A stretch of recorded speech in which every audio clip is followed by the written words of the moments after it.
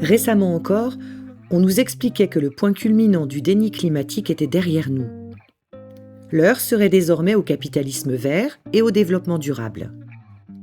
Même les administrateurs mondiaux du capital fossile, convaincus par des incitations tant financières que politiques, se seraient résolus à la nécessité d'une transition énergétique.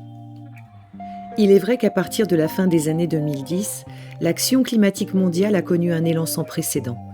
Pressés par un vigoureux mouvement citoyen et une succession de grandes marches pour le climat, les dirigeants politiques du Nord global ont pris des engagements ambitieux, notamment consignés dans le Pacte vert européen et la loi Biden sur la réduction de l'inflation.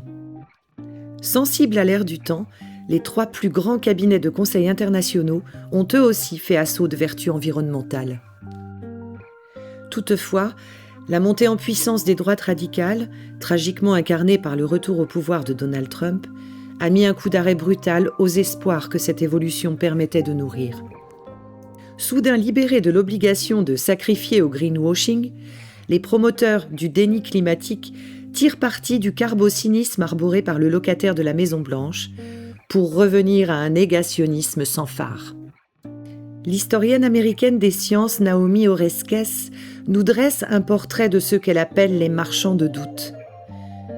Dans l'ouvrage phare qu'elle a coécrit avec Eric Conway en 2010, elle montrait comment, dans les années 80 déjà, un petit groupe de scientifiques étroitement liés par des intérêts idéologiques et économiques s'était efforcé de minimiser les risques associés au tabagisme, aux pluies acides ou encore à l'hiver nucléaire. Sous le patronage de l'administration Reagan, l'objectif était clair. Il s'agissait de décrédibiliser la science et d'insuffler le doute pour justifier l'inaction politique. Aujourd'hui, la triade classique du déni climatique, à savoir nier le réchauffement de la planète, contester ses impacts et mitiger la responsabilité humaine, s'accompagne d'une nouvelle tendance. Avec l'essor de l'autoritarisme, il ne s'agit plus seulement de discréditer les données scientifiques, mais de faire disparaître les agences et les organismes qui les produisent. Si à l'ère Reagan, les scientifiques étaient vus comme des adversaires à décrédibiliser, à l'ère Trump, ils sont tout simplement considérés comme des ennemis à éliminer. Naomi Oreskes retrace cette longue histoire de lutte contre les faits, visant à prémunir l'industrie fossile contre toute forme de régulation.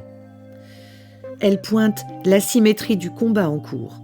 On y trouve d'un côté des acteurs surpuissants qui ont tout à perdre dans une véritable révolution climatique et usent de leur proximité avec le pouvoir pour maintenir le statu quo, tandis que de l'autre, les citoyens ordinaires du Bangladesh, des Maldives ou du Golfe du Mexique jouent leur survie, mais n'ont pas voix au chapitre. Sur la question climatique, plus que partout ailleurs, l'extrême droite politique et économique mise sur une arme dévastatrice et d'une efficacité redoutable, la production délibérée de la confusion et de l'ignorance. Notre entretien a eu lieu à Boston le 24 mars 2025.